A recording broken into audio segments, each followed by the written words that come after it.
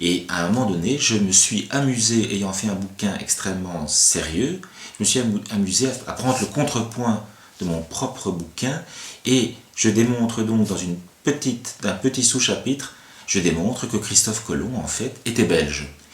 Mais pour ce faire, je le fais quand même très sérieusement, à savoir que je pars de dizaines, pour ainsi dire.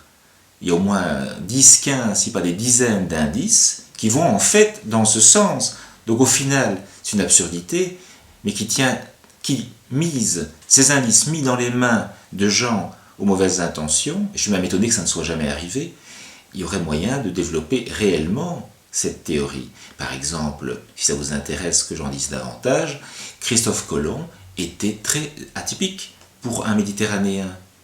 Il était grand, on le décrit plusieurs fois comme Rubicon, donc une peau rougissante, des cheveux blonds ou roux, ce qui pourrait d'ailleurs avoir joué un rôle dans le fait qu'il a eu tellement de succès. Depuis le début de sa carrière, on lui a ouvert beaucoup de portes, donc peut-être que son physique détonnait positivement, mais ça va beaucoup plus loin. Lors de sa naissance, il est entouré, son père travaille pour un patron belge par exemple. Plus tard, on croira qu'il disparaît lors d'un voyage qui était censé le conduire dans les Flandres.